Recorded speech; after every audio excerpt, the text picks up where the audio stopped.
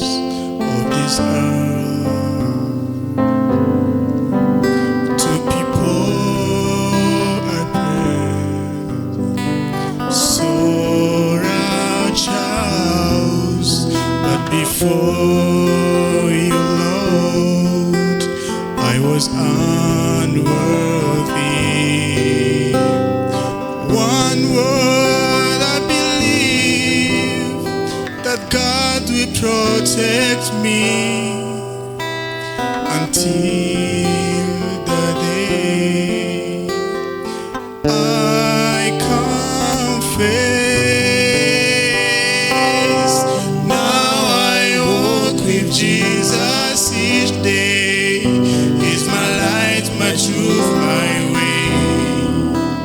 From the cross to victory, His grace has set me free. Now I walk with Jesus each day. He's my light, my truth, my way. From the cross to victory, His grace has set me free. If we confess our sins with truth, you are faithful and you forgive us.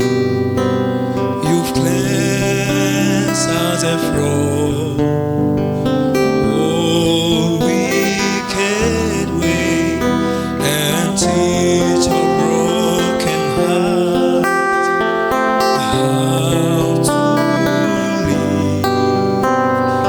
No more shame and no more fear. Your spirit draws forever near with us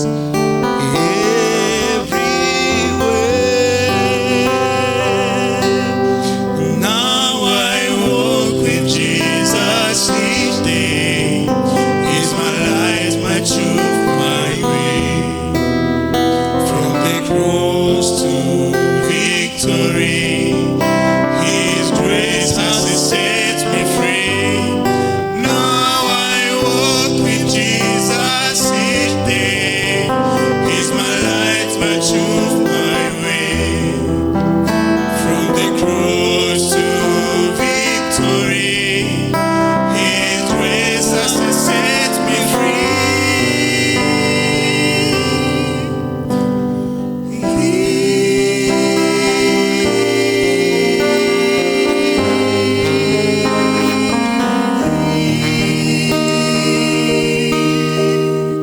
Thank you. Good evening. Mwiriwe, We're happy that you are here with us tonight. turahimbawe ko muri hano mukaba muri kumwe natwe uyu mugoroba. I will just answer one question that was asked and then we'll go into the Turaja presentation. kwishura ikibazo kimwe maze duheze duce tubandanya kuri iyi nteguro y'uyu munsi. Someone asked if I could share some tips for how to invite people to these meetings. Abantu barabajije ku bijanye n'ingene twotumirira abantu kuza muri ibi bino bikorana. So a few things that I think could make a difference for that. Rero hari ibintu bike bishobora kudufasha gushiraho ubudasa. Number muri one. iyi nteguro bwa mbere. Number one, pray for people. Pray for the person you want to invite. No gusengera umuntu ugomba gutumira. Then of course give the invitation. Kandi ibi bisobanura kuba wamuhaye ubwo butumire. And if there are some obstacles for them to join, maybe try to find out what are the obstacles. Rero habaye hari intambamye zimwe n'izindi zimubuza kuba yoza bigusaba kuziraba kugira ngo nazo nyene zitorega umuti. And maybe you can help to encourage them to meet those obstacles, to overcome those obstacles. Ariko kandi uranasabwa kumutera intege kugira ngo ashobore kurengera izo ntambamye. And you can share how you have been blessed by being here. Ariko kandi ni byiza ko umusangiza ingene weho ukomeza guhezagirwa igihe cyose uri hano. And you can encourage them to at least try once. Mbere ukamutera intege ugira uti gerageza rimwe gusa. And don't give up. kandi ntucike intege canke ngo bivemo. Some people might need to be invited a couple times before they make it. Noneho abantu barashobora guca bahitamwo kubandanya baza bakakurikira. So those are a few principles that I think can make a difference. Izo ni intamboko nibaza zoshobora gushiraho budasa muri ibi byo gutumira. The topic tonight Cigwa cacu kuri uyu mugoroba is 5 good news about hell. ni inkuru nziza mu ntamboko zitanu kubijanye na Gihonomu. And I'm excited about this message. Jewe ubu butumwa buranezera. It's been a blessing to me again as I have reviewed it. Jewe rero bumbera umuhezagiro iyo nsubiyemwo kandi nkabusogongera. And I trust it will be a blessing for you as well. Nizera ko uza kuba umuhezagiro no kuri wewe. But before we get into the message, Ariko imbere yuko tuja muri ico cirwa, I want to invite you to bow your heads for one more word of ndabasabe prayer. mwunamike imitwe yanyu kugira ngo dushobore gusenga. Dear Heavenly Father, thank you for the opportunity to be here. Data uri mu ijuru turagushimiye kubw'amahirwe yo kuba hano. And I just want to pray that you will be here in a special way with your spirit. Ndakwinginze ngo ubane natwe mu buryo budasanzwe biciye muri muhemu wawe yera. That as we leave from here tonight, Kugira ngo nitwaza kuva hano kuri uyu mugoroba, that we leave with a sense that you were here together with us. tuze kuva hano dufise ukwemera kudashidikanywa ko yuko wabanye natwe. You spoke to our mind, you spoke to our hearts, Uvugane n'ubwenge bwacu n'imitima yacu. and you gave us a glimpse of your love and draw us closer to you. Kugira ngo mwami uduhe ico wipfuza ko dushira mu ngiro. Thank you for hearing and answering this prayer. Urakoze kuko wumvise kandi ukaba wishyuye isengesho. We pray in Jesus' name. Tubisabye mu izina rya Yesu Kristo. Amen. Amen. It says 2 places in the Bible. Hari ibibanza bibiri muri Bibiliya. These 3 words that God is love. Aya majambo avugwa ngo Imana ni urukundo. That's 1 John 4:8 and 1 John 4:16. Ni cyambere ca Yohana 4:8 hamwe na 4:16. It's a very powerful sentence. Ayo ni iryungane rikomeye ry'inkomezi cyane. God isn't just good, He's loving. Imana ni nziza n'urukundo. He isn't just loving, Irakunda. He is love. Si gukunda gusa ariko ni n'urukundo bwayo. You might say about a person that they are a loving person, Urashobora kubivuga ubyerekeza ku muntu ati uyu n'umuntu akundana, but I've never heard a person describe this person as love. ariko sindigera numva umuntu acika urukundo we ubwiwe. This is a very strong formulation. Ibi rero bica biba iryungane rigoye ku muntu yogivuga ko ubwiwe. And this is the essence of the Bible's message about God. Kandi mu binyakuri iyi nayo ni matima ya Bibiliya iyo igomba kuvuga Imana. The most famous verse in the Bible says that for so God loved the world that He gave His only begotten Son. Kubera ko hariya muri Yohana 3:16 bavuga ngo uko Imana yakunze abari mu isi yemeye gutanga umwana wayo w'ikinege. The Bible describes how the Father loves us. It's not only Jesus, but the Father loves us equally as much. Ariko kandi Bibiliya iranatubwira ingene data yadukunze atari Yesu Kristo gusa ariko data nawe nyene yaradukunze. Again and again the Bible talks about God's great love for us. Kandi ahandi mu bindi bice naho nyene tuguma tubona ingene Imana idukunda ku rugero rwo hejuru. We're told that nothing can separate us from God's love. Eka mbere twarera nabonye yuko atakintu na kimwe cyo dutandukanya n'urukundo rw'Imana. And I love what John does in 1 John 3. Ndakunda ririya jambo Yohana yavuze mu cyambere ca Yohana ni 3:1. He says, behold what great love the Father has shown us. Mbega urukundo rw'akabura rugero data yaduhishuriye. It is as if He's sitting down and He wants to convey, He wants to tell us how much the Father loves us. Ni nkaho Yohana yari ahantu yicaye ariko agomba kutwereka atumara amazinda y'ingene Imana idukunda. But He can't do it. Ariko ugasanga siko biri. So the best He can do, He's just like, guys, you have to behold, you have to look and see yourself. behold God's love. rero mu buryo bwonyene yaciye duhishura n'ubu bwo kuba maso ukitegereza ukaraba ingene urukundo rw'Imana rwagutse. Love is the essence of God's character. Kandi urukundo niyo ntimatima y'imico y'Imana. God's love is the core message of Scripture. Kandi urukundo rw'Imana ni nayo ntimatima y'ubutumwa bwo mu vyanditswe vyera. But then comes the question, ariko kandi haraheza hakagaruka ikibazo, how does this fit together with the doctrine of hellfire? none ibi bintu birahura gute n'icigwa canke n'iciyumviro kijanye na Gihonomu? Kuko muri Gihonomu tuvuga ngo ni umuriro utagira gute, You see, kazima. correctly understood, every doctrine in all of Scripture is in perfect harmony with God's character of love. Aha ni vyiza ko mubitahura yuko icigwa cyose twokwiga biciye mu vyanditswe vyera ntigishobora kuvuguruzanya n'urukundo rw'Imana. When we correctly understand the Bible, we can see any doctrine of Scripture in the shadow of the cross, if you will. Mu vy'ukuri tubaye dutahura neza Bibiliya tukayiga neza twoca dusanga ariko biri. And I pray that we will do that with hellfire tonight. None rero ndasenga ngira nti natwe bitugendera ubwo tugiye kwiga ibijanye na Gihonomu uyu mugoroba. Now, if you would describe this person, Adolf Hitler, hamwe wogerageza kuvuga ivy'uyu muntu ni Adolf Hitler, if you would describe him with one word, hamwe bokubwira ngo mbwira mu ijambo rimwe Adolf Hitler wariwe, what would you choose? bega wovugi. Give me some suggestions, please. Nimugire ico munsangije. One word. Mu ijambo rimwe umbwire Adolf Hitler. Genius? Okay. It's like a good, pretty positive one. What is- Killer? Yeah. Mhm. Mwicanyi That's good. ni vyiza. Hate? That's a good one. Wankana. Very good. Anyone else? Uwundi yogire ico dusangije mu ijambo rimwe Hitler. Famous? Yeah. Rurangiranwa.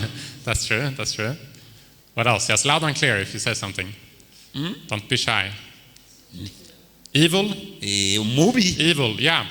Usually, most of the words that I get when I ask this is the words like evil. Rero mu majambo nagiye ndumviriza mwavuze umbubi burimwo. Or hate. Shankugwa. Sometimes people even use the word Satan. Urashobora mbere kuvugira ijambo Satani. And I have never heard anyone say, I've asked this question many times. Sinigeze numva umuntu avuga nabyo bikurikiranye iminsi. I have never heard anyone use the word love. Nta muntu numwe ndigera numva akoresha iri jambo urukundo. But when you think about it, ariko umaze kuvyiyumvirako, if the teaching about hell that many people in this world believe in, nimba rero inyigisho kubijanye na Gihonomu abantu benshi bizera muri iyi si, if that would actually be true, nimba byo bukuri, God would actually be worse than Hitler. no Imana yoca ihinduka nka Hitler. He wouldn't just kill a few million people. Kuko Hitler yishe za miliyoni gusa z'abantu. He would kill billions. Rero urumva Imana yo yoca ikandagura za biliyoni. He wouldn't just kill them. He wouldn't only kill them. Yari kubica. He would torture them year after year after year. He would torture, he would plague them.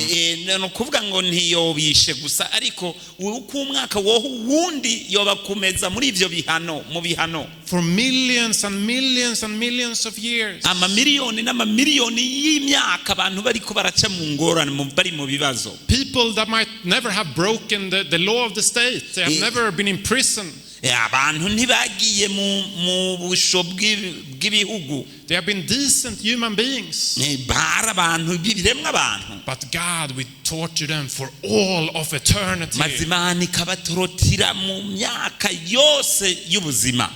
My friends, I want to submit to you tonight. Bagenzi nagomba ndabashikirize kuri uyu mugoroba. The doctrine, the understanding about hell that many people have yuko gutahura kubijanye na Gihonomu abantu benshi bafise is not compatible with God's character of love. Ni bigereranywa n'imico y'Imana y'urukundo. Those two teachings can't harmonize. They are not in harmony with each ivyo other. bintu bibiri rero ntibinywana biravuguruzanya.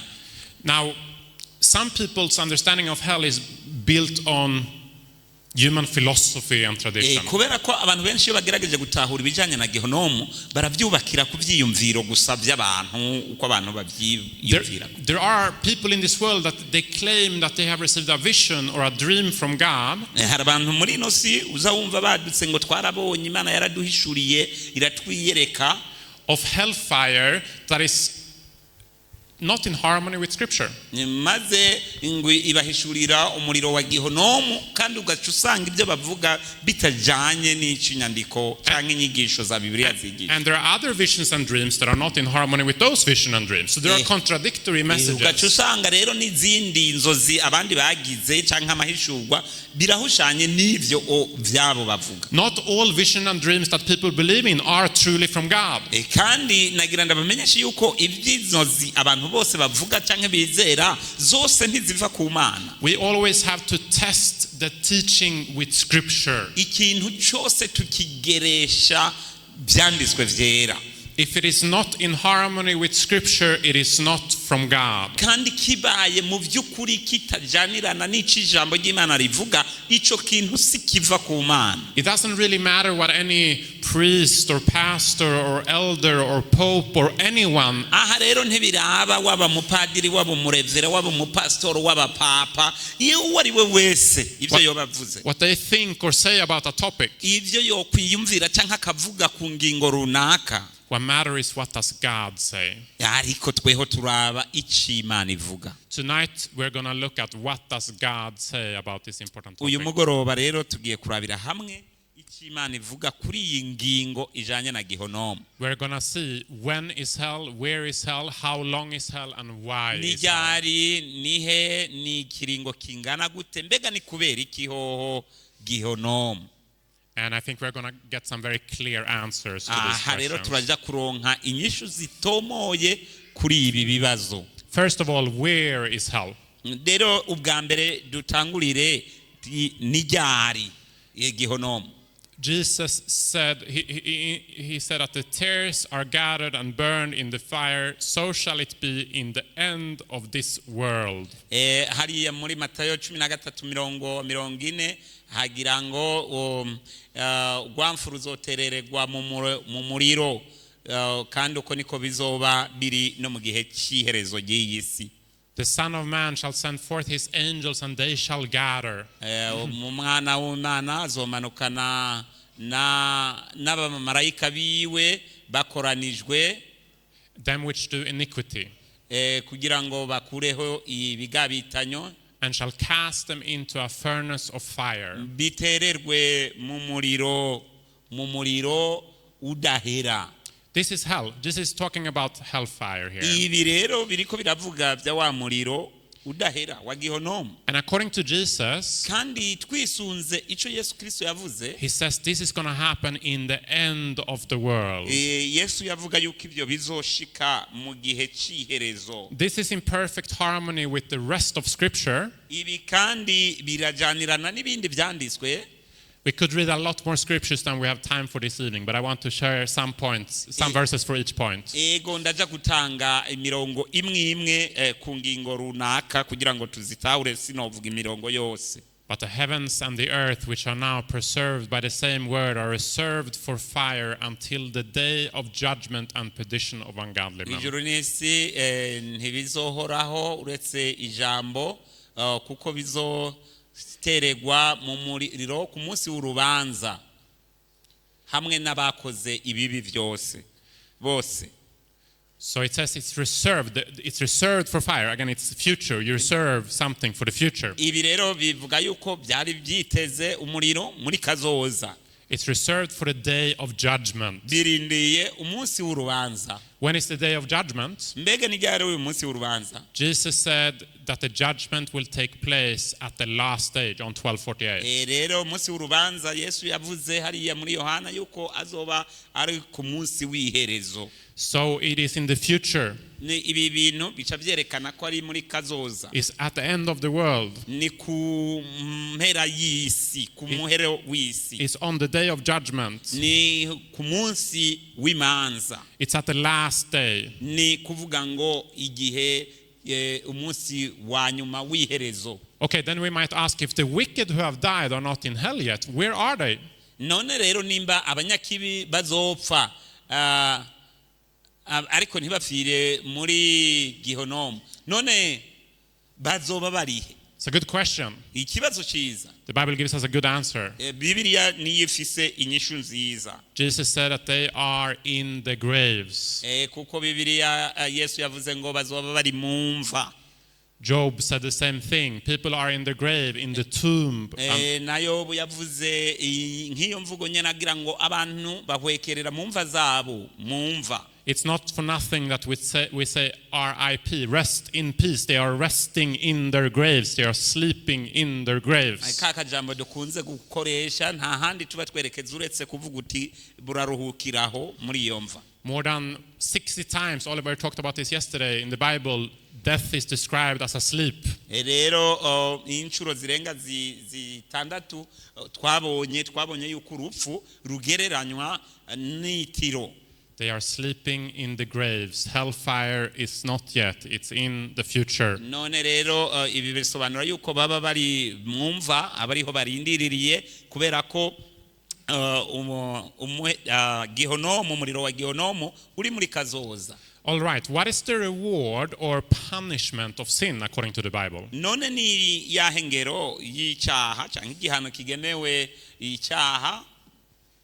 We read in Romans 6:23 mu Baroma 6:23 that the wages of sin is, anyone remembers what it says? Yuko ingero y'icyaha ari iki? The wages of sin is death. Ingero y'icyaha n'urupfu. It doesn't say eternal torment. It's death. Ntihavuga ngo n'umuriro udahera. Oya n'urupfu, ingero y'icyaha n'urupfu. Now think about this. Nimwiyumvire iki rero. What are the only two final destinies for humanity according to the Bible? Mbega twisunze Bibiliya n'ayahe merekezo canke aho dusiganirwa abantu ni habiri, ni uburyo bubiri, ni inzira zibiri gusa. In the end, there's only gonna be every human being is either gonna have this destiny or that destiny. Kubera yuko ku mpera ikiremwa cyose kizoba gifashe iyi nzira canke iyi, ni uburyo bubiri gusa. Only two options. Ni uburyo bubiri bwonyene buriho. What are they according to the Bible? Mbega ni zihe twisunze Bibiliya ubwo buryo bubiri n'ubuhe? That whosoever believes in him should not perish but have everlasting life. Kugira ngo abamwizera ntibapfe rubi ariko bahabwe ubugingo budashira. According to the most famous verse in the Bible, the two options is either you will receive eternal life. Rero kuri uyu mwanditsi rurangiranwa muri Bibiliya yavuze ati birashoboka ukaronka ubugingo budashira. Or you will perish, you will die. Canke uzopfa And experience eternal death. Maze ugapfa urupfu rw'ibihe byose. This is what the Bible teaches all throughout the Bible. This is the doctrine of the Bible. Iki nico Bibiliya itwigisha muri Bibiliya yose, ni nayo nyigisho ya Bibiliya. And this is going to be more and more clear as we continue our study here tonight. Kandi turabandanya tubona ubundi muco mu gihe tubandanya twiga kuri uyu mugoroba. So the first good news about hell in our study tonight rero inkuru nziza ku byerekeranye na Gihonomu tuja kubona uyu mugoroba is that no one is burning now. Ni uko nta numwe ari kwarasha canka turirwa. There's no fire down below in the earth somewhere where people are plagued and tortured. Nta hantu abantu bariko barerekezwa baja mu muriro w'amazuku batorotigwa naho. That is a doctrine of the devil. That is not the teaching of the Bible, my friends. Iyo ni inyigisho y'umugwanizi kuko ntifise ishingiro muri Bibiliya. You find no verse in the Bible that makes this teaching. nta murongo n'umwe wa bibiliya uzobona ukubwira yuko hari ahantu hari umuriro abantu bajamwo bariko barababarizwamwo ubu. But unfortunately, some of these twisted doctrines crept into the church through Greek philosophy. Ariko rero hariho rimwe na rimwe inyigisho zinyengetera mu rusengero zizananye mu vyiyumviro by'abagiriki bikinjira. And through the Roman Catholic Church in the Middle Ages. Hamwe no mu ishengero ry'Abaroma hariya mu buseruko bwo hagati. All right, so what will happen to the wicked in hellfire? Mbega nigiki kizoshikira abanyakibi mu muriro udahera? Because yes, the Bible talks about a hellfire. Ego nivyo Bibiliya iravuga uyu muriro udahera. But we want to correctly understand what the Bible means when it talks about this Ariko fire. ndakeneye yuko tubikosora kugira ngo dutahure neza igihe Bibiliya ibivuze umuriro udahera ikibigenekereje. Psalms 37 tugiye hariya muri Zaburi 37 says that the wicked shall perish. Abanyakibi bazopfa bazokugwaho. Again, they will die, they will be gone. Nukuvuga bazopfa baveho ntibabe bakiriho. Into smoke shall they consume away. Mazo rigatwa n'umuriro. The day, Malachi 4 puts it like this: the day cometh that shall burn as an oven. Umuriro Maraki avuga ngo uyo munsi uje nk'umuriro utongora. And all that do wickedly shall be stubble. Kandi abanyakibi bose bazokugwa bazotongorwa. Stubble that it burns easily and it burns quickly. No kuvuga iri jambo ryakoreshejwe rivuga ngo ni ikintu kirasha uburyo bworoheje kandi kigakugwaho. And listen to this: and the day that cometh shall burn them up.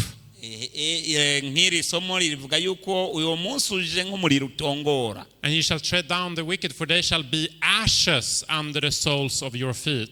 Kandi abanyakibiko bose bazoshigwa munsi y'ibirenge bazokugwaho munsi y'ibirenge byanyu. Okay, so they will perish, they will consume, they will burn. Ibi bisobanura ko bazopfa barigatwe n'uyo muriro bashe. They will burn up, they will become ashes. Maze bahinduka umunyota. Next question. Kindi kibazo. Where is hell? Ariko noneho Gihonomu irihe? Where is hell? Gihonomu irihe?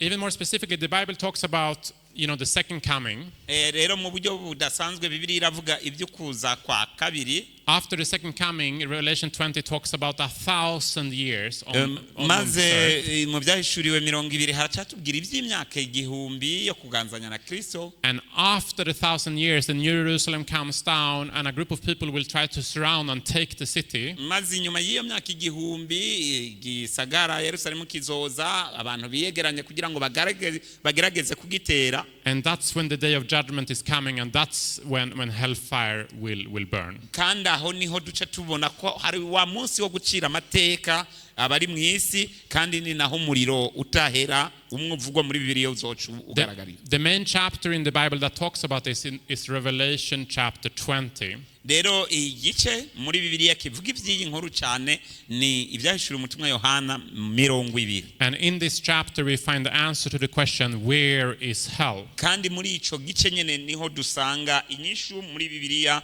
itwereka aho Gihonomu iherereye. It says they went up on the breadth of the earth. Ni mu nkundire nsome ibyahishuriwe umutumwa Yohana igice cha 20 umurongo w'icenda ijambo ry'Imana rivuga ngo, encompass the camp of the saints about, and fire came down from God out of heaven and devoured them. Baraduga bakwira isi yose bakikiza ingabo z'abera zishagaje na ca gisagara gikundwa, umuriro uratibuka uvuye mu ijuru urabarigata. So devour, by the way, if you devour something, it's gone. If someone devours your food, it's gone. Iri jambo kurigata bisobanura karagiye karaheze nikagumaho. So according to this verse, where is hellfire gonna be? Mbega twisunze uyu murongo mwumva Gihonomu irihe? On this earth. Ni kuri ino si. Not down below somewhere hidden in the globe. ahantu hiyo hishishije iyo mu masenga oya aha ku isi. Not far away in some other galaxy. Si ku yindi mibumbe.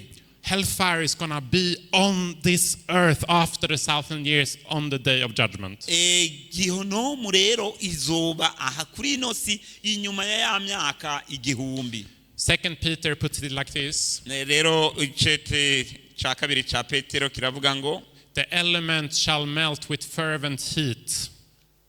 The earth also and the works that are therein shall be burned up. Hagira hati ni cha kabiri cha Petero 3:10 ijambo ry'Imana riravuga riti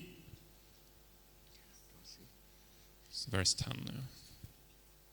2 Peter 3:10. 10 hagira hati ariko umunsi w'umwami wacu zoza nk'igisuma aho amajuru azovaho hakaba nk'ukwasana guhambaye iby'itanguriro byose bigashongeshwa n'ikibengebenge gikaze isi n'ibikorwa biri muri yo bigatongoka. So again it's going to be on this earth. Ibi rero birerekana kandi ko bizobera hano kuri ino si. God is going to use fire to cleanse this earth before he remakes this earth. Kuko Imana izokoresha umuriro kugira ngo ishobore gukubura cyangwa gutunganya iyi si mu gihe izoba yiteguriye kuyihindura nshasha. Next question. Ikindi kibazo gikurikira. How long is hell? Mbega Gihonomu izomara igihe kingana iki? How long is hell? Mbega Gihonomu imara igihe kingana iki? Right after the description of fire coming down from heaven and the lake of fire that is going to destroy the wicked. Rero muri ya mvugo twavuga ko umuriro uzokora kuvuye mu ijuru ugatongora cyangwa se ukarigata abanyakibi. We read the following in scripture. Duca dusoma ibi bikurikira. Now I saw a new heaven and a new earth. Ijuru risha n'isi nsha. For the first heaven and the first earth had passed away. Uko ivya mbere vyakuweho bitakiriho. Also there was no more sea. Nta n'icyaha cyari n'ikiyaga. Where is hell going to be again? Mbega ni hehe Gihonomu iri? On this earth. Kuri iyi si. What is going to happen with this earth? Mbega hazoba iki kuri ino si? It's going to be gone. Izokugwaho. Hell, we can't say exactly how long is the fire, how many minutes, how many seconds is the fire going to burn. Rero ntidushobora kuvuga tudomako iminota cyangwa amasaha ivyo bintu bizomara. But we can say something about how long it's not going to be. Ariko turashobora kuvuga ikiringo twibaza ko kitazoba bitazoshikiyo. And it's not going to be forever. Turashobora kuvuga yuko atari iby'ibihe bidashira. Now the next few verses helps us to make this clear. Noneho imirongo ikurikira iradufasha kugira ngo ibi bintu bitahurike neza. If you want you can turn to me. This is an important verse. Jude chapter 1 verse 7. Jude 1:7. Rimwe umurongo w'indwi. The Bible says even as Sodom and Gomorrah nk'uko Sodomo ni Gomora are set forth for an example, byashiriweho kuba kimenyetso cyangwa karorero, suffering the vengeance of eternal fire. Ku mibabaro yo mu gihe ku mibabaro y'umuriro udahera. Sodom and Gomorrah was two very evil cities in the time of the Bible. Sodom na Gomorrah byari bisagara bikoregwamwe bibi kuri inosi. All kind of wickedness took place there. Ibintu bibi by'uburyo bwari bwo bwose byarabaye muri ico. It was a place with a lot of sin. Byari bibanza byuzuyemwo ibyaha. A place with a lot of suffering. Ibibanza byuzuyemwo imibabaro. For the people living in those cities and other people that were affected by these cities. Kushikaho abantu baba muri ibyo bisagara bagizwe ku bwako n'ibyo bikorwa by'igisagara.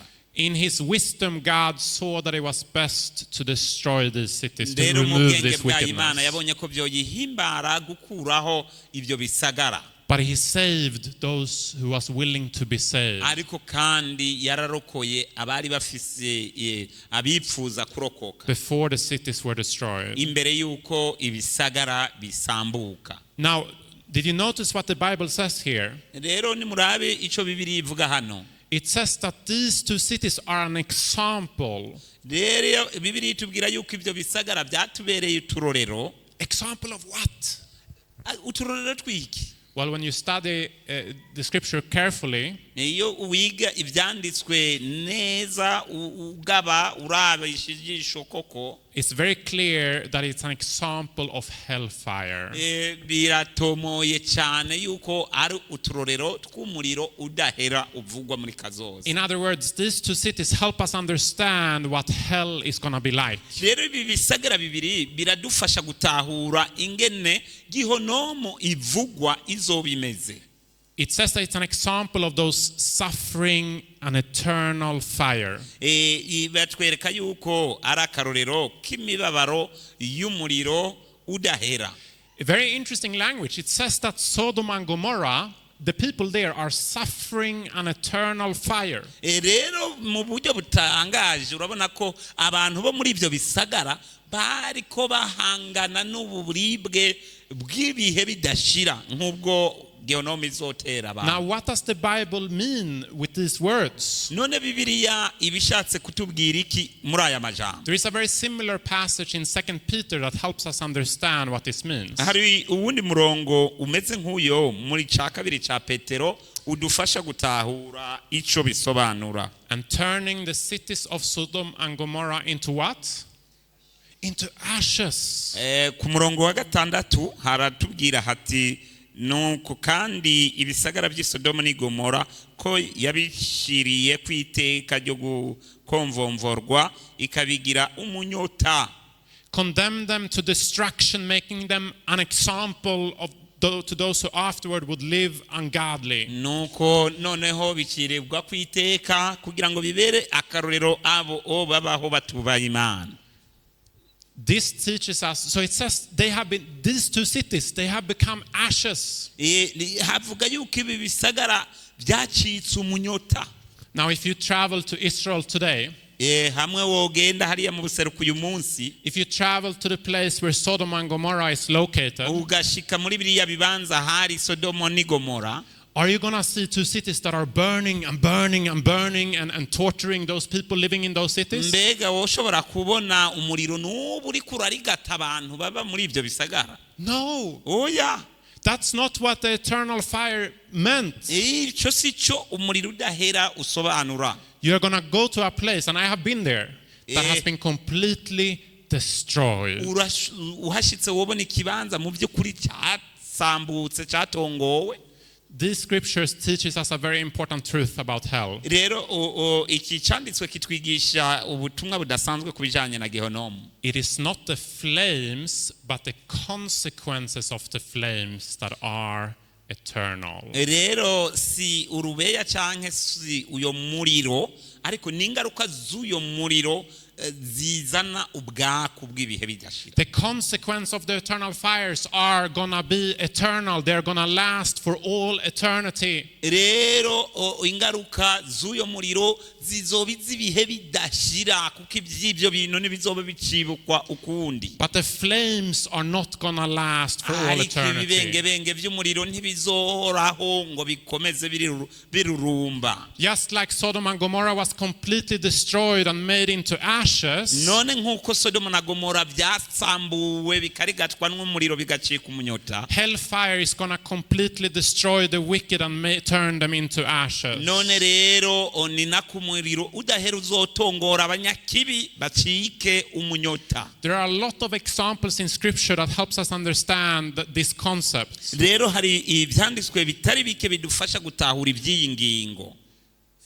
And by the way, for the sake of time, I will skip some. Talk to me after if you want more examples. But rimwe kubera umwanya hariho ibintu bimwe nza ndarengana, ariko urashobora kumvugisha ukeneye ko ubu umenye bwagutse. The book of Hebrews talks about an eternal judgment. Rero igitabo cy'Abaheburayo kiravuga ibijanye n'urubanza rw'ibihe bidashira. The book of Hebrews talks about an eternal salvation. Akavuga kandi n'ibijanye na Agakiza gucungurwa kw'ibihe bidashira. I haven't met anyone that believes that this means that God is going to be judging us for all eternity. nta muntu ndahura nawe ngo acambwira kubera iryo jambo avuga ati ibi bisobanura ko Imana izohora mu manzi bihe bidashira. I haven't met anyone that believes that he's always going to sit in that court, on that court place, you know, to judge and judge. That's the only thing he's going to do for all eternity. turahura ambwire ngo Imana izohora iri ku ntebe y'imanzi cimanzi bihe bidashira. No, it's not the process of the judgment that is eternal. Oya si urubanza rubaho ibihe bidashira. It's the outcome of the judgment that is Ariko eternal. ingingo z'urubanza zizogira ubwako ibihe bidashira. Same with our eternal salvation. Ni naco kimwe n'agakiza k'ibihe bidashira, gucungurwa kw'ibihe bidashira.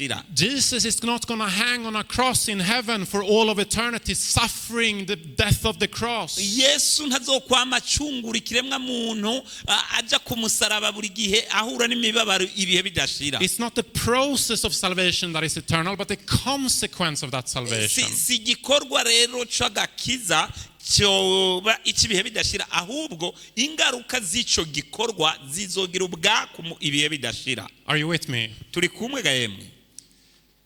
To summarize a little bit what we have seen so far. Rero kugira ngo tubivuge mu ncamake ibyo tumaze kuvuga gushika aha. The Bible teaches about the fate of the wicked, that they will die. Bibiliya iratwigisha kubijanye no n'abanyakibi ko bazopfa. They will be cut off. Maze bagakugwaho. They will perish. Bazopfa rubi. They will burn up. Bazoturirwa. They will be destroyed. Bazosangangugwa. They will be devoured. Bazorigatwa. They will experience the second death. Bazopfa urupfu rwa kabiri. That is the death you will never wake up from. Ubwo n'urupfu utazosubira kwikangura. They will be as though they had never been.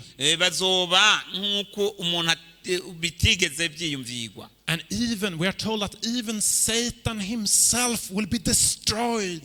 Twarabonye yuko na Satani ubwiwe azokugwaho ubutagigaruka. After he is cast into the lake of fire, he is going to be destroyed. Amaze gutererwa muri cya kiyaga cy'umuriro, uyo muriro uzomurigata ntazoba kigaruka. And of course, if he, the greatest sinner of all, is destroyed, there will be no humans that will keep suffering and suffer as well. Kandi n'ivy'ukuri ni nawe munyakibi wa mbere yabayeho. So our second good news about hell. Yindi ngingo novuga ko ari inkuru nziza kubijanye no kumenya ibya Gihonomu is that no one will burn eternally. Nta muntu hazosha ibihe bidashira. No one will burn eternally. Nta muntu azosha umuriro ukomeze kumuturira ibihe bidashira. All right, but a very avid student of the Bible, they might ask, what about Revelation 14? Ariko kubiga Bibiliya bashobora guca bakubaza uti none wewe kuvuza ivyo. Please turn there with me. Ibyahishuriwe Yohana 14 murongo w'icenda gushika 17 havuga iki? This is probably mufate Bibiliya zanyu tuhasomere rimwe. This is probably the strongest warning in all of Scripture. Then a third angel followed them, saying with a loud voice, if anyone worships the beast and his image and receives his mark on his forehead or on his head. Verse 9.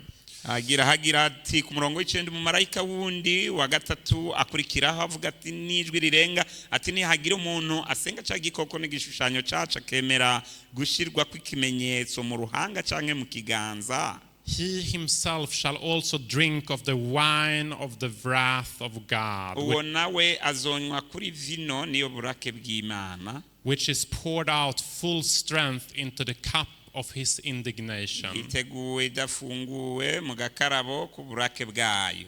He shall be tormented with fire and brimstone in the presence of the holy angels and in the presence of the Lamb. Kandi azobabarizwa n'umuriro n'amazuku imbere y'abamarayika bera n'imbere ya wa mwagazi. And the smoke of their torment ascends forever and ever, and they have no rest day or night who worship the beast and his image, and whoever receives the mark of his name. Umwotsi wo kubabazwa kwabo ufunduka ibihe bitazoshira kandi ntibaruhuka ku murango no mw'ijoro, abasenze ca gikoko n'igishushanyo cacu umuntu wese yemeye gushirwa ku ikimenyetso c'izina ryacu. This is a strong warning.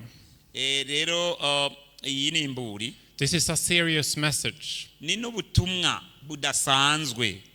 But we need to make sure we correctly understand what is said here. Ariko ni vyiza ko tutahura ico butubwira. Now, one thing I want us to notice, Ikintu kimwe nipfuza ko tuzirikana, it talks about a cup of God's indignation, ni akagakarabo k'uburake bw'Imana, unmixed with mercy. kandi kaba karimwo imbabazi zayo. This is hellfire. Uyu ni umuriro udahera. Those who are gonna burn in hell, they're gonna experience God's wrath with no mercy. Rero abazotongorwa bazohura n'uburake bw'Imana butarimwo na buhoro buhoro imbabazi canke ikigongwe cyayo. Now, I want you to remember this cup of God's wrath. Ndagomba ko muzirikana rero ibyakagakarabo canke iki gikombe kirimwo uburake bw'Imana. Put it on a shelf in your mind somewhere. We're going to get back to it in the end of this presentation, okay? Rero iki kintu kizirikana ahantu kuko turakigaruka ko mu mpera z'iki cirwa. But here it talks about the language that is used here. It mentions, he has the phrase forever and ever. They're going to suffer forever and ever. Harimwo ya mungana avuga ngo bazobabazwa ibihe bidashira. And it says they're going to have no rest day or night. Kandi hakagira ati ntibazokoroherezwa murango nijoro nta karuhuko. What does this mean? Mbega ibi bintu birasobanura iki? This seems to be contradictory to everything we have studied so far. Cumenga ibi birahushanye n'ibintu byose twari tumaze kwiga gushika. And at first glance, that seems to be the case. Kandi mu by'ukuri biravye wihuta ico gisa nkaho ariko kiri. But when we take a closer look, we realize that it's in perfect harmony with everything we have studied so far. Akanya ukabyihweza neza uza gusanga bihuje neza n'imbabazi z'Imana. You know, Revelation uses a lot of pictures and imagery and language and expression from other parts of Scripture. Murazi igitabo cy'ibyahishuriwe Yohana kirakoresha cyane imvugo ngereranyo n'ibindi bimenyetso gusumbya ibindi byanditswe byose. To correctly understand the message, we need to go and see how those expressions are used other places in the Bible. Rero kugira ngo dushobore gutahura ubutumwa buba buvuzwa aho hantu ni byiza yuko turaba mbega ibi bimenyetso mu kindi gice cya Bibiliya byari bigambiriye iki byavuga iki. Because what we might think when we hear the word forever might not be what the author had in mind when he used the word forever. Kubera yuko ufashira ijambo ibihe bidashira ugacu urigereranya n'ico Mariko yari yiyumvira uza gushobora gusanga bitari cyo kimwe uko tubitahura. But one message that is very clear in this passage ariko ingingo itomoye muri uyu murongo is that God says don't get the mark of the beast. Ni yivuga ngo ni by'ukuri ntukakira ikimenyetso cy'igikoko. In very vivid language, God wants to make sure you don't want to go to hell, my friends. Don't go to hell. Majambo Imana iri kiravuga ngo wewe ntutegerezwa kuja muri Gihonomu mugenzi ntutegerezwa. And by the way, Oliver is going to talk about the mark of the beast next week. You don't want to miss that. Rero ibijanye n'iki gikoko Oliver azobitubwira ndabinginga ntimuze mubure. It's important to realize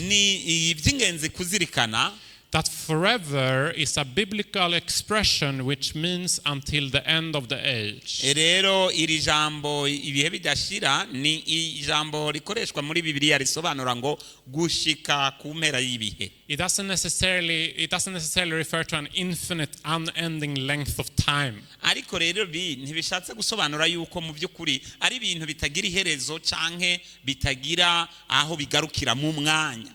It can refer to a limited period of time. Ariko irashobora kandi iyi mvugo kubigereranya umwanya ufise aho ugarukira. And we see many examples of this throughout the Bible. Kandi turafise uburorero bwinshi bw'iyi mvugo muri Bibiliya. For instance, David says that God chose him to be king over Israel forever. Nk'akarorero Imana ngo yatoye Dawidi ngo abe umwami w'Abisirayeli ibihe bidashira. But the Bible also says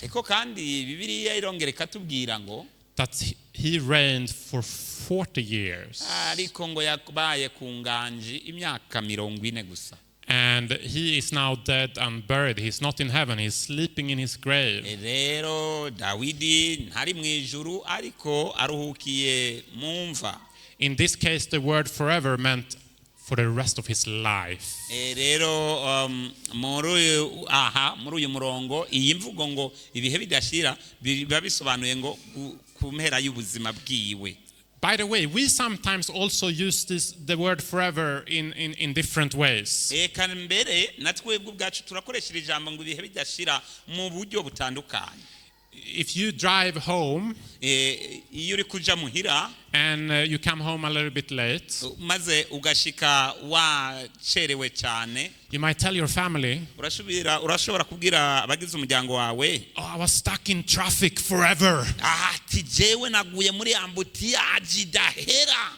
We know that you didn't mean that you were there for all of eternity. Ibi rero nibisobanura ngo waciye uguma aho uzoguma muri ambutiyaji ibihe bidashira. But compared to how long it usually takes to drive, you were in the traffic for a long period of time. Ariko ugereranije n'umwanya uba wabaye muri iyo ambutiyaji, uyigereranya n'ibihe bidashira kuko wayitevyemwo. Same with the word eternal. Ni nk'iri jambo ngo gihoraho. We say that God is eternal. Turavuga ngo Imana ihoraho.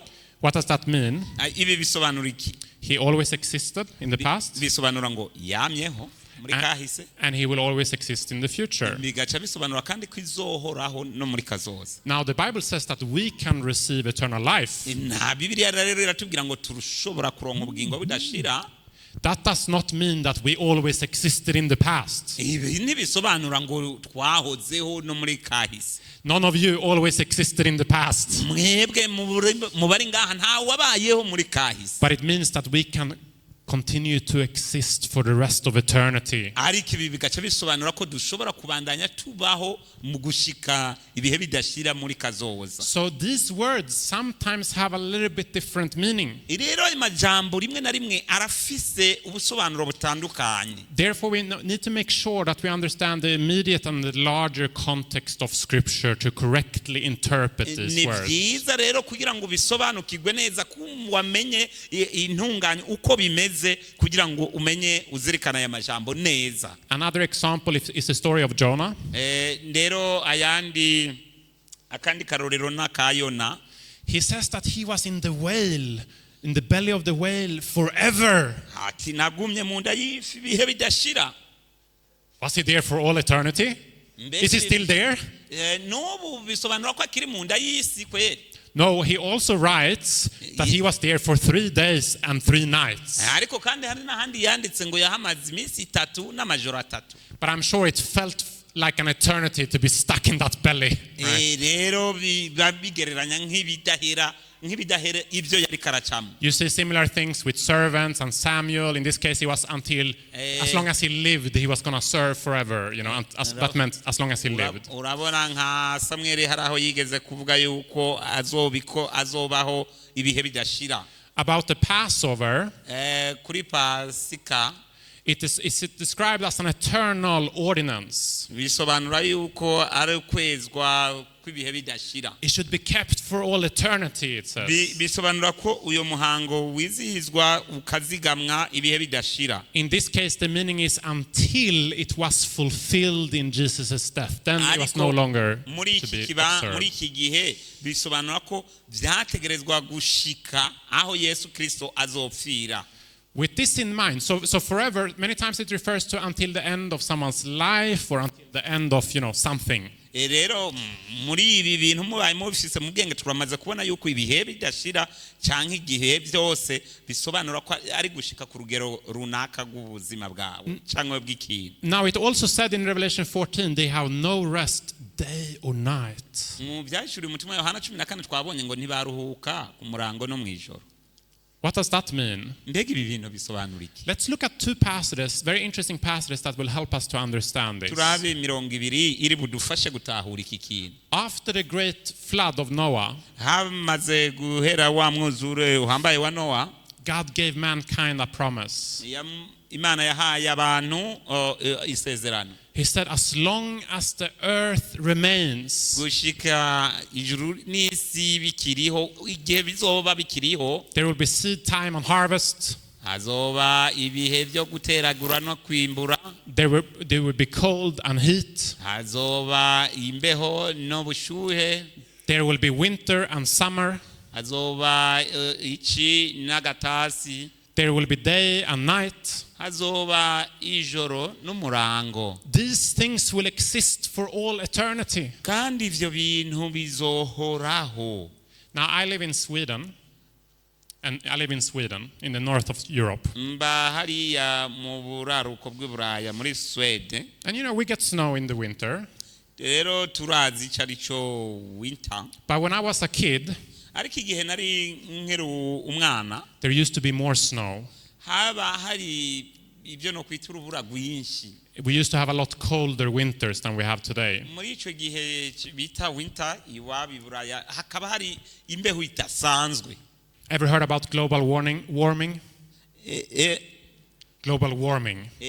Murazi ibi bavuga yuko itituka ugushuha kw'ikirere ubu kuriho. Some people are very afraid about the impact on the environment and how the temperatures are going up. Abantu bama batinya ingene ibidukikije bigenda birahindagurika. And it could maybe seem like for some people, like maybe the winters will disappear. Maybe soon we'll have no snow, no winters anymore. Mbere biranashikana n'abantu biyumvira ati burya urwa rubura twahora tumenyereye kubona hazogeraho tutakirubona. But God promised that as long as this earth remains, rero Imana yo yasezeranya ati isi ikiriho, we will have summer, we will have winter. tuzokwama dufise ico gihe c'urubura n'igihe c'izuba. We'll have day, we will have night. Tuzoba dufise umunsi umurango n'ijoro. Do we have day and night today? Mbega turafise umurango n'ijoro uyu munsi. Thankfully, we still have night. It's easier to sleep when it's dark, right? Yego turashima Imana kuko turonka ijoro tukaruhuka tukaryama. Now, with this in mind, Rero ugifise ibi mu vyiyumviro, let's look at this. reka tuvuge iki. Remember what God promised? Mwibuke ico Imana yasezeranye? The first heaven and the first earth will pass away. Ijoro rya mbere n'isi ya mbere bizokurwaho. And God is going to make a new heaven and a new earth. Maze Imana ishirireho isi nshasha n'ijoro And rishasha. on the new earth, Kandi mu isi nshasha, do you know what God says? murazi ico Imana yavuze? There shall be no night there. Nta joro rizobaho. The Lord God gives them light. Kubera yuko Imana ubwayo azoba ari umuco waho. So when the Bible says that they will suffer in the fires of hell, Rero iyo Bibiliya ivuga ngo bazorigatwa mu muriro udahera, they will have no rest day or night. ntibaruhuka umurango nijoro. What does that mean? Ibyo bintu bisobanura iki? Well, it means Bisobanura it's going to come a time when the earth will pass away and then there will be no more night because hellfire, and they are not going to suffer in hell anymore because the earth where hell was is gone. rero ibi biba bisobanura yuko mu by'ukuri umuriro uzorigata maze hakabaho isi nshasha aho hatazoba hari iby'ijoro kuko ibyo vya mbere bizoba vyarenga. We could read hundreds of scripture painting the same picture that we are painting here turashobora tonight. gusoma rero amajana n'amajana y'ivyanditswe ariko tugomeza kwisanga turi hahandi nyene twamaze kuvuga. Now, why is there a hell? Ariko ikindi kibazo ni iki ngo none kubera iki Gihonomu? Why must there be, okay, no one burns eternally, but why must there be a hellfire? Rero twavuze yuko atawuzosha ibihe bidashira, none kubera iki umuriro udahera? If God is love, why is there a hellfire? Nimba Imana ari urukundo ni kubera iki umuriro udashira? First of all, it's not because God wants it to happen. He doesn't like to punish people. Imana ubwa mbere ico dukwiye kuzirikana ntiyipfuza guhana abantu bayo. The Bible says that judgment for God, the act of judging, is a strange act to him. Rero muri Yesaya harayerekana yuko igikorwa cyo gucira imanza ni igikorwa kitari kidasanzwe kuri yo si naco kiyihimbaye. It's his least favorite thing to do, to judge people, to punish people. Imana rero ni ihimbagwa no kubona iri kuyo icira urubanza abantu ngo batsindwe. Ezekiel 33:11, as I live, says the Lord, I have no pleasure in the death of the wicked. Hariya muri Ezekiel ni igice cya 33 umurongo wa 11 habwira hati simpimbarwa no kubona abantu bapfa, but that the wicked turn from his way and live. Ariko ni gituma abanyakibi batova mu nzira zabo mbi ngo babeho. Turn from your evil ways, for why should you die, O house of Israel? Yawe mbi kubera iki muhimbarwa no gupfa ewe Israel? God doesn't want anyone to die. Imana ntiyimbarwa no kubona umuntu wari we wese apfuye. God doesn't want anyone to suffer eternal destruction, including Satan and the demons. Imana ntiyimbarwa no kubona umuntu kuwe ibihe bidashira mbere na Satani n'abadayimoni biwe. He says, my heart turns within me, my sympathy is stirred. How can I give you up? He says, how can I give you up? I don't want to do this. Imana rero ivuga ati umutima wayo mu by'ukuri ntuyiha amahoro kuko yipfuza kubona uvuye muri ivyo bibi uri kugenderamo. So the first reason, it's not because God wants it to happen. Rero ikigwa ca mbere dukwiye kwakura nuko Imana ntihimbagwa nuko ivyo bintu bishika.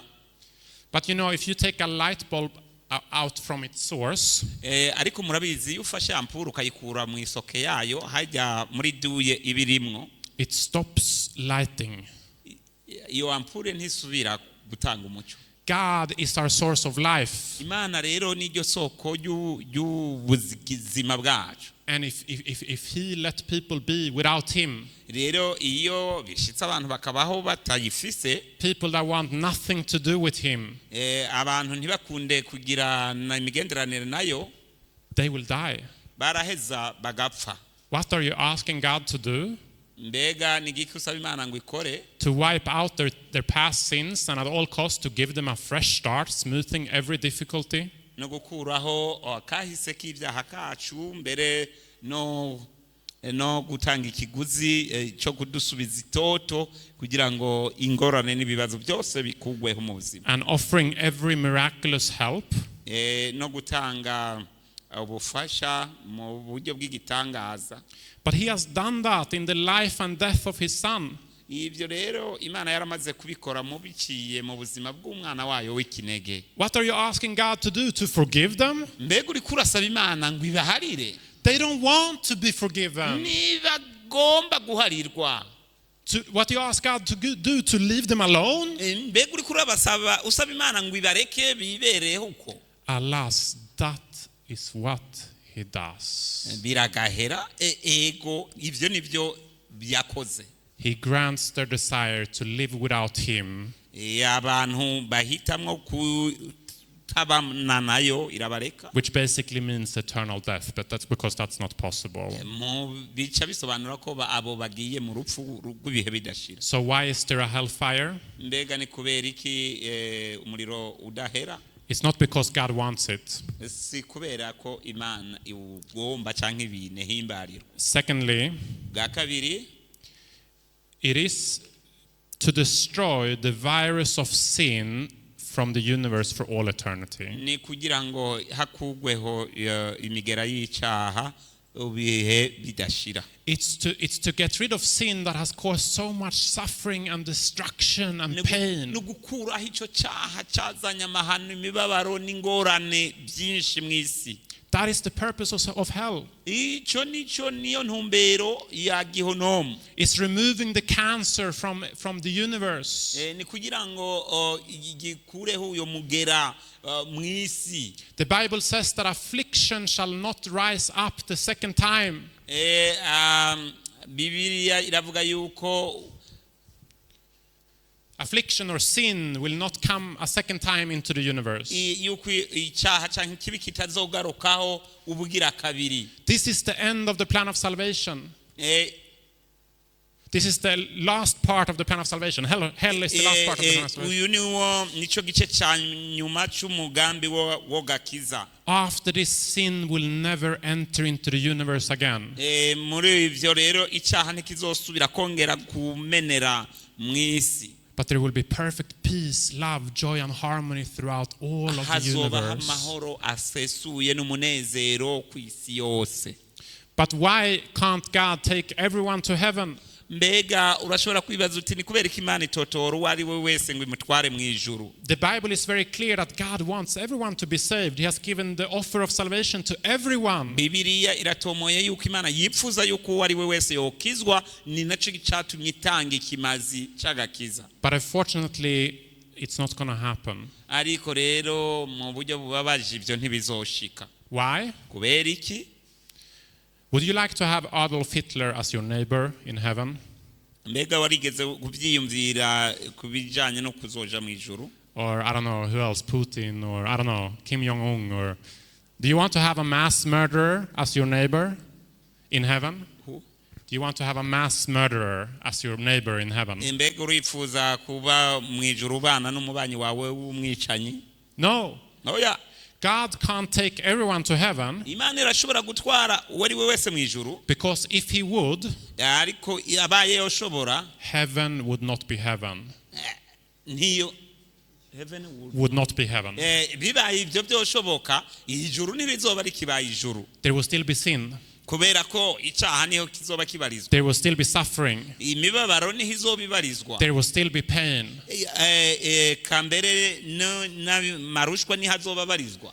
Everyone has the offer of going to heaven. Umuntu uwo ari we wese rero arafise ako karyo ko kuja mu ijuru. But in order for us to be able to go there, Ariko rero kugira ngo bidukundire ko tujayo, something needs to happen with us. hari igitegerezwa kuba muri twebwe. We need to allow God to give us a new heart. Tutegerezwa kwemerera Imana yacu ngo iduhe umutima mushasha. We need to receive God's forgiving grace and God's transforming grace into our hearts. Turategerezwa kwakira rero ubuntu bw'Imana bwo guharira n'ubuntu bw'Imana bwo kuduhindura. Jesus said, you have to be born again to enter into the kingdom of Yesu yagize heaven. ati kiretse uvutse ubwa kabiri niho ushobora kwinjira mu bwami bw'Imana. The last message of my message tonight, the last minutes of my message tonight, Rero agace ka nyuma k'ubutumwa bwanje kuri uyu mugoroba, I want to answer this question. ndagomba kwishura iki kibazo.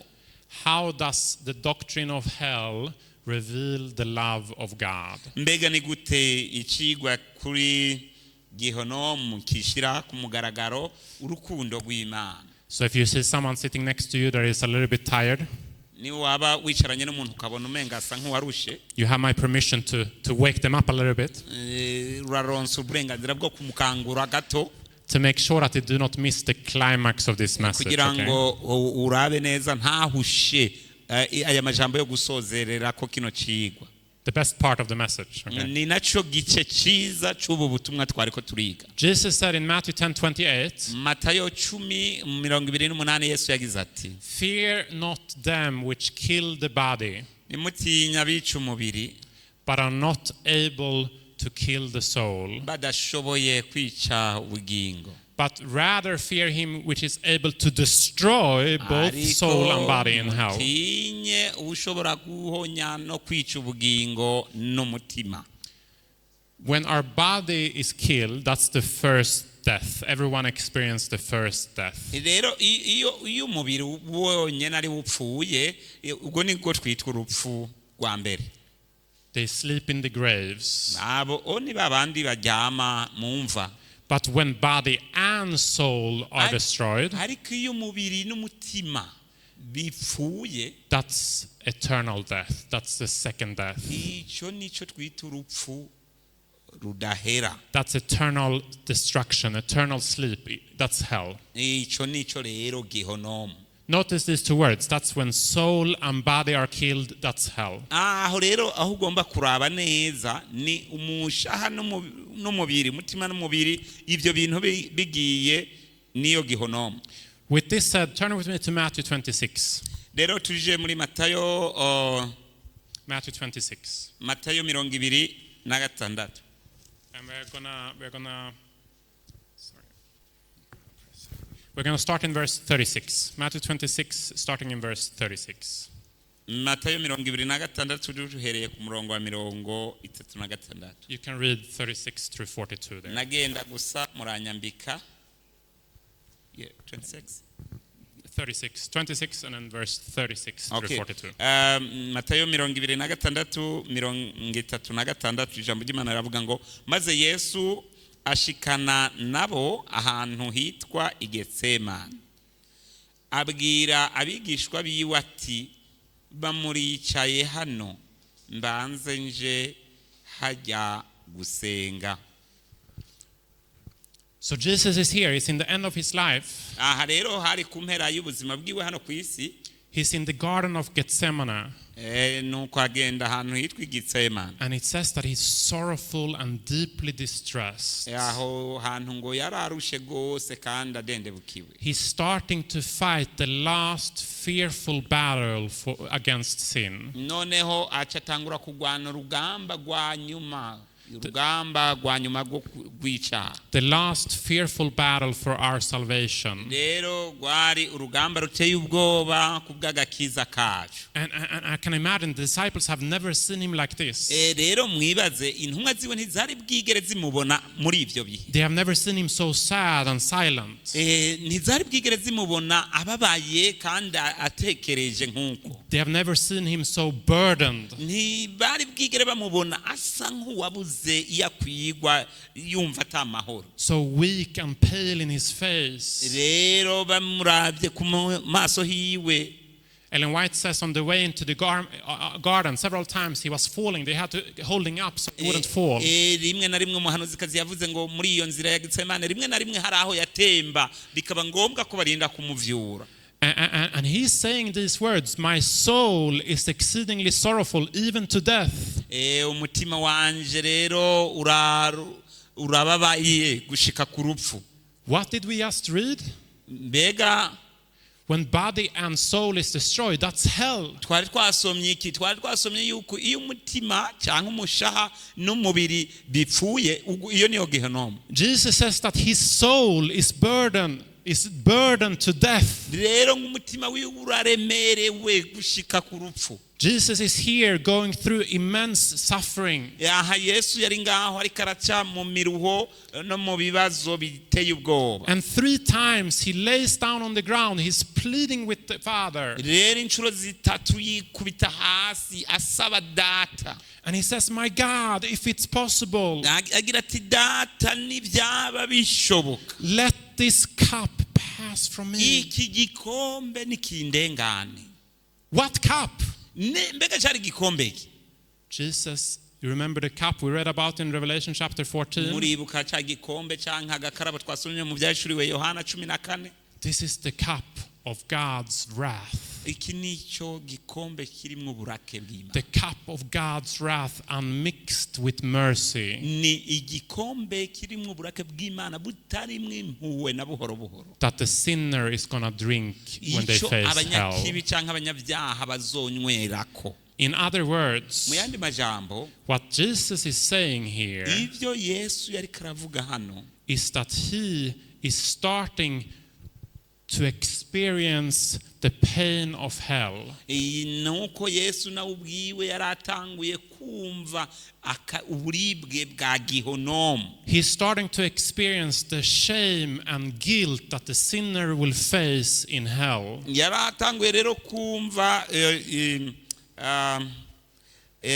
ibibi canke se agakengegwe canke ibyago abanyakibi bazohura navyo muri Gihonomu. He's carrying all of the sins of the world. Kubera yari yiremetse ibyaha by'abari mw'isi. And he's starting to experience the hopelessness and pain that the sinner will suffer in hell. Acatangura rero kumva ingene umunyabyaha azoba hatavyizigiro ni mu mibabaro yo muri Gihonomu. my God, if it's possible, please let me not Mana drink this cup. yanje nivyaba bishoboka ndakwinginze ngo iki gikombe kindenga. If I can save mankind in any other way than drinking your wrath, please. Nimba hari ubundi buryo nocungura ikiremwa muntu bidaciye kuri ibi ndakwinginze umfashe. But there was no other way. Ariko nta yindi nzira yashoboka. At this point, Jesus could call for the angels to save him. Ya muri uyu mwanya Yesu ntiyashobora guhamagara abamarayika ngo bamutabare. He could take away the blood sweat from his forehead. Ntiyari gushobora gufata ngo cyacuye cy'amaraso cyari mu ruhanga rw'iwe ngo agikure. But yes, Hashimni. Ariko Yesu nashimwe. Jesus did not give up.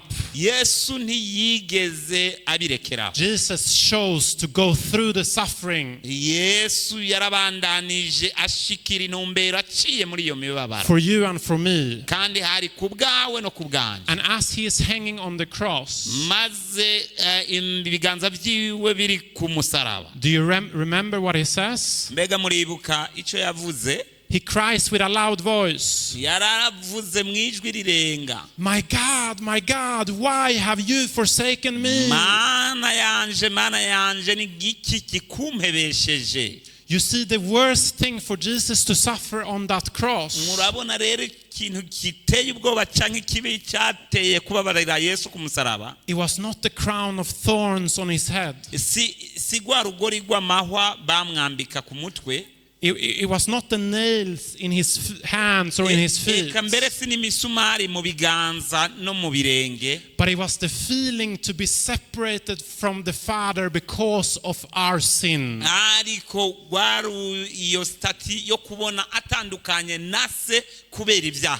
Jesus did not cry. Yesu ntiyareboroze. My hands, my feet.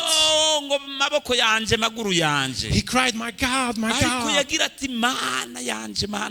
Why have you forsaken me? Ni giki kikumpebesheje. The physical pain of a crucifixion was really great. None rero uburibwe bwo kubambwa mu bijanye n'umubiri bwari bukomeye cyane. But that pain was small compared to the mental suffering Jesus experienced. Ariko uburibwe bwari ikintu gito cyane bugereranije n'uburibwe yabona mu gutandukana na se. And even though Jesus had he had predicted his resurrection. Rero Yesu nubwo yari yaramaze kuvuga ibyo kuzuka kwiwe, when he feels the burden of sin on his shoulders, rero igihe yari yikoreye ku bitugu vyiwe imitwaro y'ivyaha, he feels forsaken by the Father. Yumva asa nkaho atandukanye canke se amutererekanye. Ellen White used this language. He says he could not see through the portals of the tomb.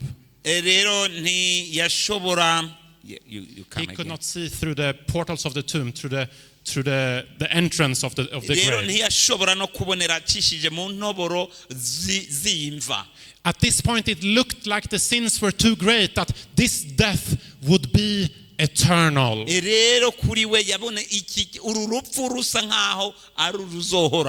Jesus, it seemed like he was experiencing the second death. Rero kuri Kristo kubw'ibyaha byacu ni nkaho yari karaca mu rupfu rwa kabiri. My soul is exceedingly sorrowful even unto death, he said. Yagira ati umutima wanje uraremerewe gushika ku rupfu. 5 good news about hell. Imvo nziza zitanu zitubwira ibijanye na Gihonomu. Number 1, no one is burning now. Ubwa mbere nuko twomenya ko ata muntu numwe ari karasha aturirwa muri Gihonomu uyu mwanya. Number 2, the Bible is very clear, no one will burn eternally. Ubwa kabiri nta n'uzosha ibihe bihoraho. Number 3, hell is fair, hell is just. God is a just God. Rero Gihonomu rero irabereye kandi n'ubutungane kuko Imana ari inyabutungane. Number 4, you don't have to be there. Ubwa kane wewe ntusabwa kuzoja muri Gihonomu. Jesus drank the cup of God's wrath for you. kubera ko Yesu ari we yamaze kunywa cya gikombe cy'uburake bw'Imana ku bwawe. Jesus drank the cup of God's wrath for your friends, for your neighbors, for your kandi Yesu yanyoye family. icyo gikombe ku bw'abagenzi bawe, ku bw'umuryango wawe. You don't have to be there. rero nta mvu n'imwe yuko wewe uba umukandida wa Gihonomu. Jesus invites you to accept his salvation so that you Yesu don't need to go Kristo there. aragutumira ngo wakire agakiza kiwe kugira ngo ntuzube mu baja muri Gihonomu. There is nothing Jesus rather wants than for you to accept eternal nta salvation. kindi Yesu Kristo akuronderera uretse kwakira agakiza k'ibihe bidashira. And our last good news about hell, kandi inkuru nziza ya nyuma kuri iyi ngingo ni the picture we see in the Bible, ishusho tubona muri Bibiliya is that Jesus would rather experience hell for you than to live in heaven without you. Yesu Kristo yemeye guhonja kuri Gihonomu ku bwawe gusumba ko yohitamwo kwibera mu ijuru mutari kumwe. God is love. Imana n'urukundo.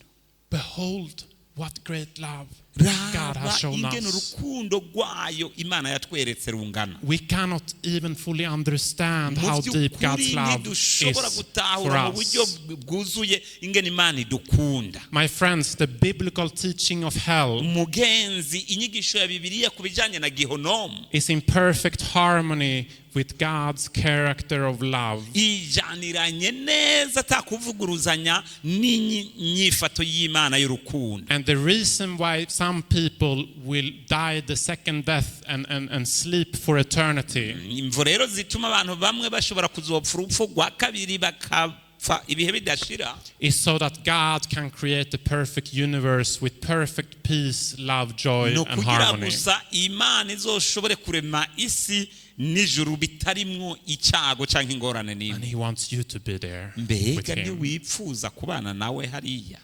My appeals for you this evening. Umuhamagaro ndakuhamagara kuri uyu mugoroba. Do you want to say with me tonight? Mbega urashobora kuvuga aya majambo cyo kimwe nanje. I want to put God's word above human tradition in my life. Ndagomba gushira ijambo ry'Imana imbere y'imigenzo y'abantu mu buzima bwanjye. Don't believe biblical teachings that are based on human tradition and not the word of God. Ntukizere ivyigwa bigisha babyitirira Bibiliya kandi bihagaze ku migenzo y'abantu. Jesus invites you tonight Yesu Kristo aragutumirira kuri uyu mugoroba to say, I want to accept Jesus as my Savior and Lord. nguvuga uti ndakeneye kwakira Yesu Kristo abe umwami n'umukiza w'ubugingo bwanjye. I want to accept that He went through this suffering so that I would not have to do it myself. Ati ndakeneye kwemera uwamaze guca muri iyo mibabaro kuko je ntipfuza kongera kuyicamo. Why not make that decision tonight Mbega urabufata iyo ngingo uyu mugoroba and every day of your life? mbere no mu buzima bwawe ibihe bidashira. Number 3, Ubwa gatatu, if you have not yet been baptized, ubaye rero utaratera intambuko yo kubatizwa, why not make that decision today? mbega kubera iki iyo ngingo utoyifata uyu munsi That you want to prepare for baptism. kugira ngo witegure kubw'umubatizo, You want to belong to the one that loves you that much. kuko ukeneye kubana n'uwagukunze urukundo rw'akaburarugero. And finally, Ubwa nyuma, why not decide to study the Bible uripfuza kwiga Bibiliya to get to know this God kugira ngo umenye iyi Imana, that loves you so deeply? iyi Imana igukunda mu buryo bwimbitse. If you want to make one or more of these decisions with me tonight, Ni waba ugomba gufata ingingo imwe muri izi canke zibiri kuri uyu mugoroba, whether you are here or watching online, ushobora kuba uri kuradukurikirana ku murongo canke uri hano muri kino kibanza turimwo, I want to invite you right now ndagira ndagutumirire muri aka kanya to stand to your feet as we pray. ngo uhagurukire ku birenge vyawe ubwo tugiye gusenga. Amen. Amen.